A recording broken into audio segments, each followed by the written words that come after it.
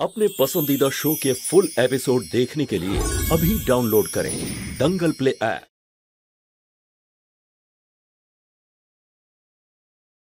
আমার ফুলি আমি জানতাম যেই আমি উল্টো দিকে ঘুরবো তুই গর্ত থেকে বেরিয়ে আসবি।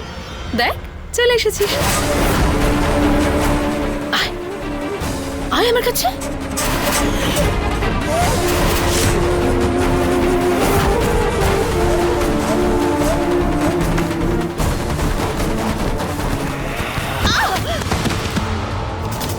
ফুলি এই কি রে, এই তাড়াতাড়ি আয়। ও ওইদিকে পালিয়েছে, তাড়াতাড়ি যা গিয়ে ধর ওকে। শয়তান মেয়ে, তুই আমার সত্যি জানিস তো কি হয়েছে? যতদিন না তুই মরছিস আমি তোর পিছু ছাড়বো না। শিবা, এখানে একা কি করছো? ছাড়ো এগুলো, চলো কেক কাটবো আমরা। চলো চলো।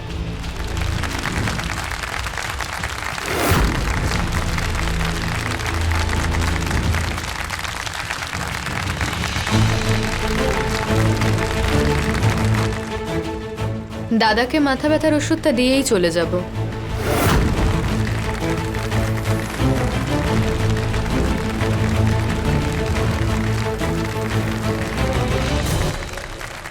জন্মদিনের অনেক অনেক শুভেচ্ছা সমর বাবু, অনেক অনেক শুভেচ্ছা আপনাকে।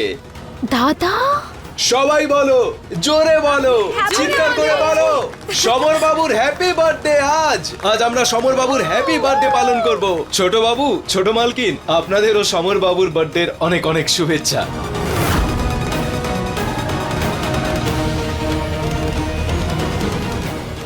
সমর বাবু, হ্যাপি বার্থডে টু ইউ। জন্মদিনের অনেক অনেক শুভেচ্ছা আপনাকে, অনেক অনেক শুভেচ্ছা। দাদা কি? হ্যাঁ, কে কে? দাদা, এটা কি হচ্ছে? কি? আরে তার জন্মদিন, যে আমাদেরকে বকশিস দেওয়ার চেষ্টা দাদা। করেছিল। সমর বাবু দাদা, তুমি আপনাকে চলো খেতেই এখান হবে। থেকে। আরে মিষ্টি মুখ দাদা। করতেই হবে। আরে আমি তোকে বলতেই তো ভুলে গেছি। আমার সোনা বোন, জন্মদিনের অনেক অনেক শুভেচ্ছা। এই নে, খা খা খা। হ্যাঁ হ্যাঁ, খা।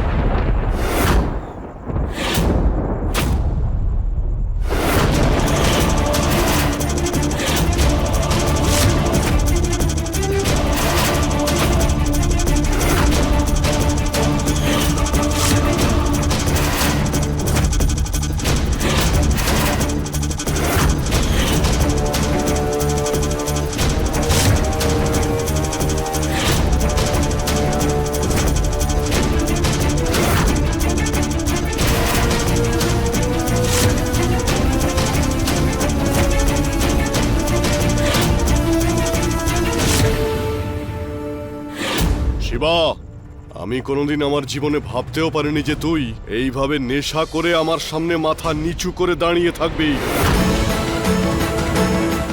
তোদের আমি বলেছিলাম সবাই যেন সীমার মধ্যে থাকে।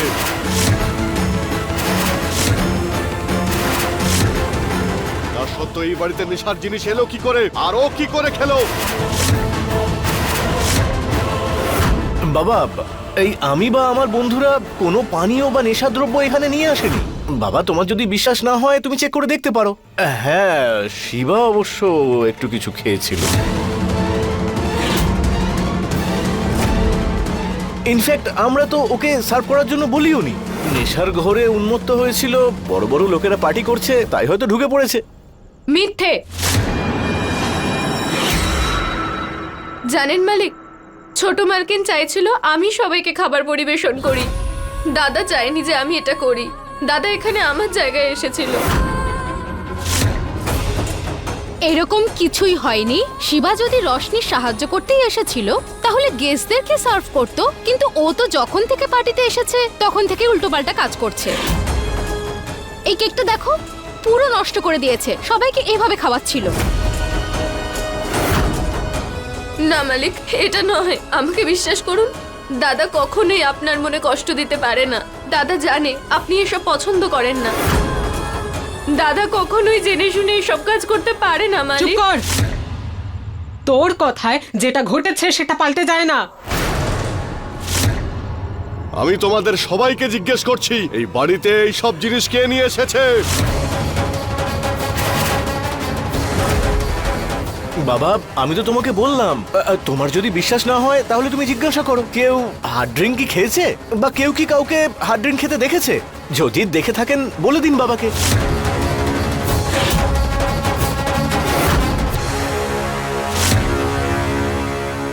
এই দুজন ভাই বোনের বদমাইশি বেড়েই যাচ্ছে। যখন আবর্জনার পোকা মাথায় উঠে নাচে না, তখন তাকে পিষে মেরে ফেলাই ঠিক।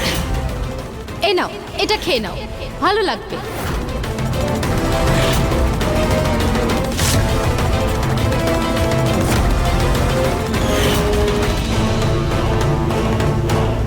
হ্যাঁ আঙ্কেল, পার্টিতে তো ওসব কিছু ছিলই না। আমরা তো সফট ড্রিঙ্ক খাচ্ছিলাম। একমাত্র শিবরাজি যে কিনা নেশা করে পার্টিটাকে নষ্ট করছিল। শিবা, আজ তুই আমার বিশ্বাস ভেঙে দিয়েছিস। তুই ভালো করেই জানিস যে আমি নেশার জিনিস একদম পছন্দ করি না। তার থেকেও বেশি ঘৃণা আমি তাকে করি যে নেশা করে। বেরিয়ে যা এই বাড়ির থেকে।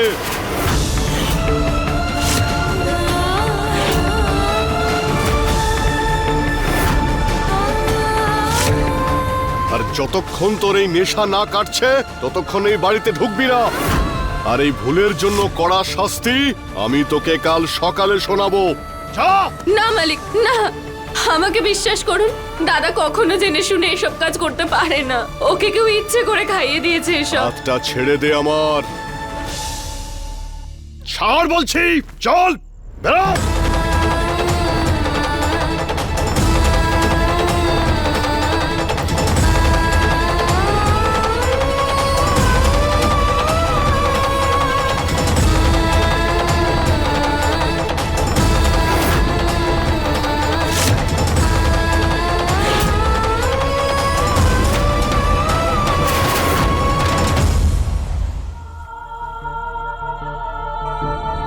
মালিক, বড় মালিক কাল সকালে দাদাকে কঠিন থেকে কঠিনতম শাস্তি দেবেন। হাত জোড় করছি, যদি আপনি কিছু জানেন বলে দিন, সাহায্য করুন।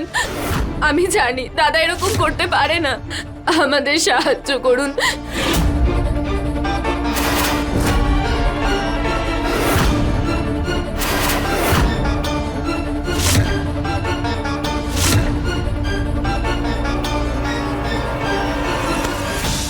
কি করছিস সমর? চুপচাপ থাক। বাবা কিন্তু তোকেও ছেড়ে কথা বলবে না, বুঝতে পেরেছিস? সেই জন্য চুপচাপ থাক। মালিক আমাদের সাহায্য করুন, আপনি যা জানেন বলে দিন। আমি জানি দাদা এটা করতে পারে না।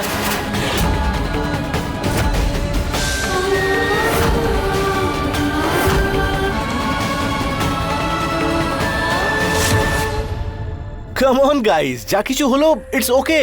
সবে তো পার্টিটা শুরু হয়েছে। হেভি মজা হলো কিন্তু। বাবার ওই শিবার উপরে খুব বিশ্বাস ছিল। শিবার ওর বোনের উপরে বাবার বিশ্বাস ভাঙতেই হতো, ভেঙে দিয়েছি।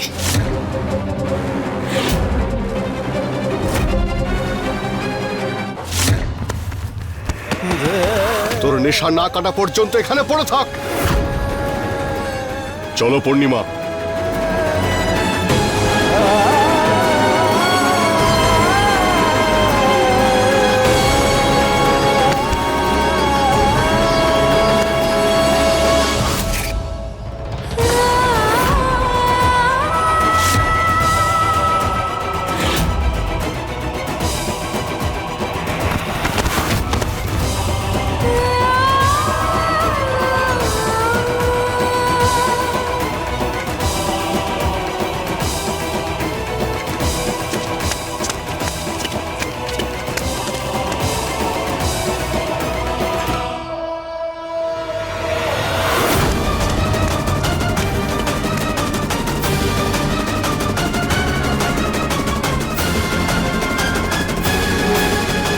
আরে এসো।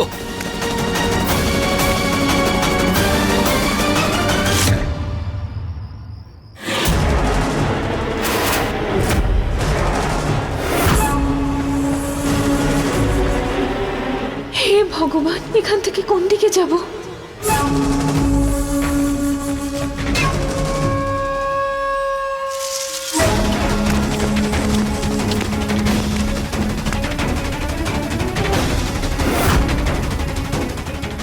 কোথায় যেতে পারে? বাইরে যাওয়ার তো কোনো রাস্তা নেই। এসো, ওই দিকটা দেখি।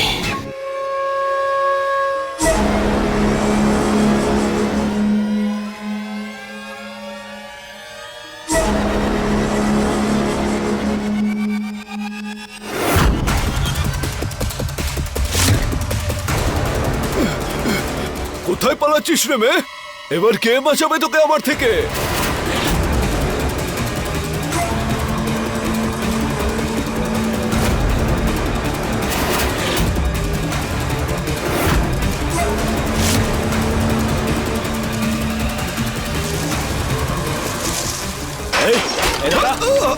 এই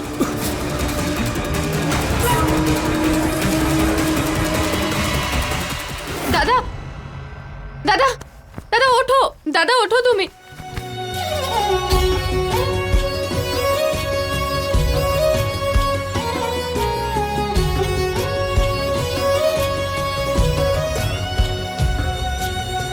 दीपक ज्योति जैसा बंधन, तेरा मेरा रक्षा बंधन।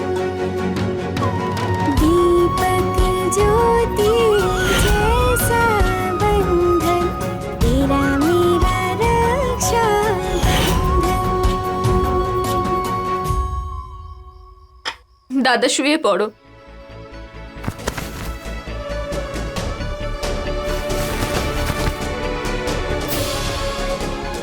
দাদা তুমি ওঠো।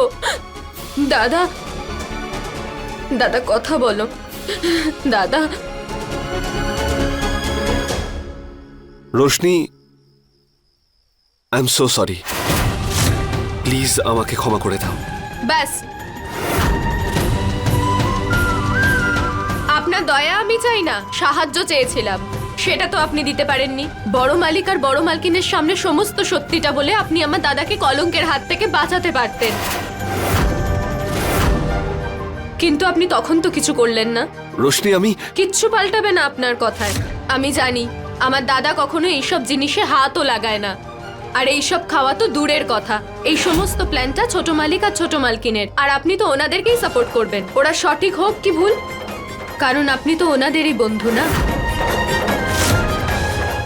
কেন একজন গরিবের কথা শুনে তাকে সাহায্য করবেন? আপনি জানেন কাল ঠিক সকালে আমার নির্দোষ দাদাকে বড় মালিক কি শাস্তি দেবেন? আমি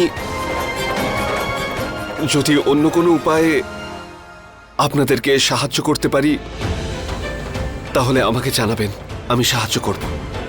আবারও বলছি আই এম সরি।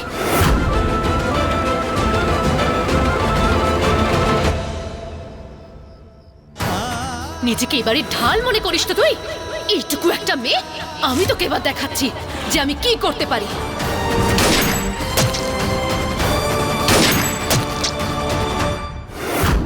চাঁদনি,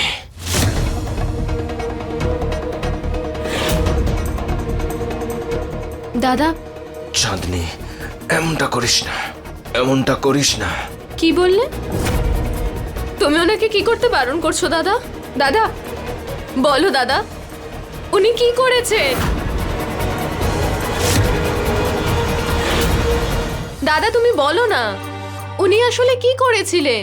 কি লুকাচ্ছ তুমি আমার থেকে? উনি কি করেছেন? কি করেছেন উনি? চাঁদনি, চাঁদনি, দাদা বলো। আমাদের হ্যাঁ বলো দাদা। রোশনি, শুধু জল খাইয়ে কোনো লাভ হবে না, গিয়ে লেবুর জল করে নিয়ে আয়। আর শোন, সাথে কিছু খাবারও নিয়ে আসিস ওর জন্য।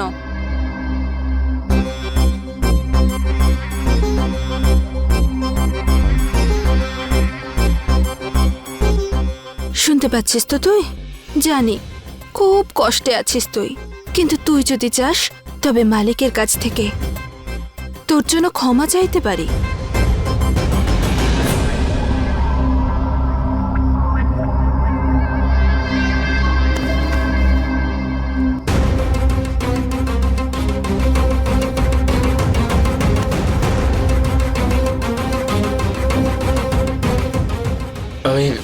আমি একেবারেই ঠিক আছি। আপনি যান এখান থেকে। ভেঙে পড়ছিস অথচ তুই মচকাবি না।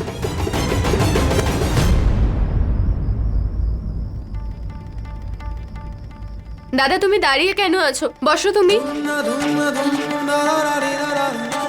এই লেবু জলটা খেয়ে নাও, সব ঠিক হয়ে যাবে।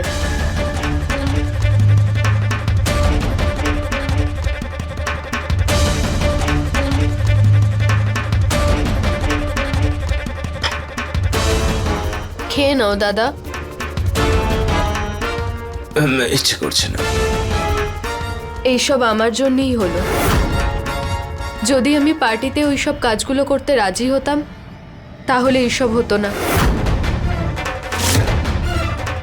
রোশনি, নিজেকে দোষ দিস না।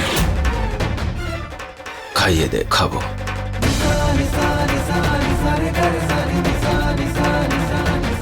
আমাদের তো নিয়ম আছে না, আমরা মালিকদের সাথে একসাথে বসে কিছু খাই না। তো তোমাকে এসব কে খাওয়ালো? জয় সাহেব আছে না, উনি আমাকে জোর করে লাস্সির গ্লাস দিয়েছিল। তারপরেই আমি সঠিক ছিলাম। আমার দাদা আমার বিশ্বাস কখনোই ভাঙবে না।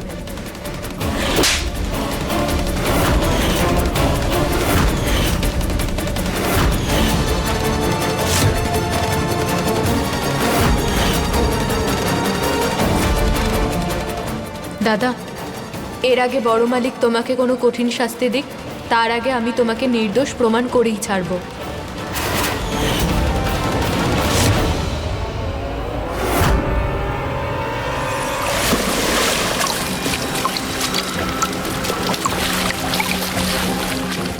তোর একটা ভুলের জন্য আমার 15 বছরের তপস্যা নষ্ট হয়ে গেল। ঈশ্বরকে বল যেন ভুলিকে পাওয়া যায়, আর যদি ওকে না পাওয়া যায় তোর হাত পা আমি সব ভেঙে ফেলবো। আমি তোর এমন অবস্থা করব যে তোর 14 গোষ্ঠীতে এরকম অন্যায় করার সাহস পাবে না, বুঝেছিস? মা ঠাকুরন, আমার ভুল হয়েছে, আমাকে ক্ষমা করুন। আমার সন্তানদের দিব্যি এরকম ভুল আর কখনো করব না।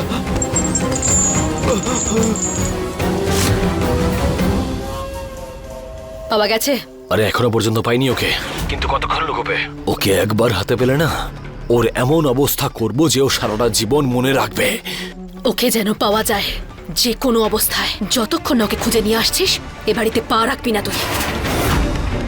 মনে রাখিস, যদিও পুলিশের কাছে চলে যায় তাহলে 15 বছর ধরে পড়ে থাকা মুখোশও খুলে ফেলবে। গ্রামের লোকেরা আমাদের শেষ করে দেবে, দুজনের ফাঁসি হয়ে যাবে। বুঝতে পারছিস তো? ওকে না নিয়ে এ বাড়িতে ঢুকবি না। ঠিক আছে, ফোনটা রাখো।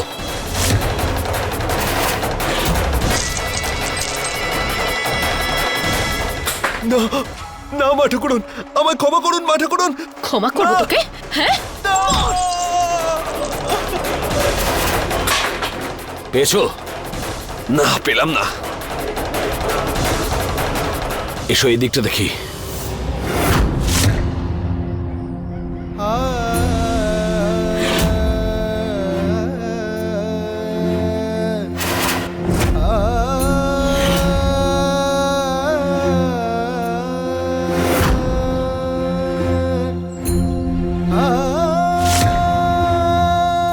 আমি এটা কথা দিচ্ছি, আজকের পর থেকে আর কোনোদিন মিষ্টি মুখে তুলবো না, আর সারা জীবন আপনার আর আপনার পরিবারের চাকর হয়েই থাকবো।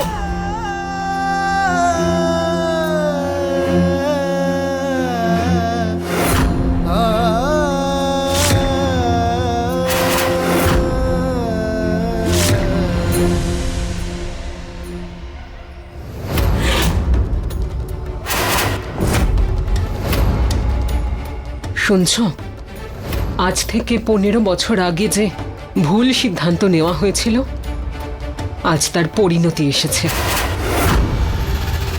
না জানি কোন পরিবারের সন্তান ওরা। ওই যে মেয়েটা রোশনি, যেদিন থেকে এসেছে কিছু না কিছু করেই চলেছে। আর এবার ওই ছেলেটা, ও বোনের পথেই হাঁটছে। না পূর্ণিমা, না। পৃথিবীর সব কিছু বদলে যেতে পারে, দিন আর রাত উল্টে যেতে পারে, কিন্তু শিবরাজ ওর দেওয়া কথা আর ওর দায়িত্ব আর ওর বিশ্বস্ততা থেকে কোনোদিনও সরতে পারে না পূর্ণিমা। তোমার হয়তো মনে আছে, ওর যখন 7 বছর বয়স ছিল তখন ওকে মন্দির থেকে এই বাড়িতে আনি। ও 15 বছর আগে আমাকে কথা দিয়েছিল যে ও কোনোদিন ওর পছন্দের খাবার মিষ্টি ও কোনোদিনও ছোবে না যতদিন না আমি বলছি। কিন্তু আজকে ওই নেশার জিনিসও কি করে খেলো সেটা আমি কিছুতেই বুঝতে পারছি না পূর্ণিমা।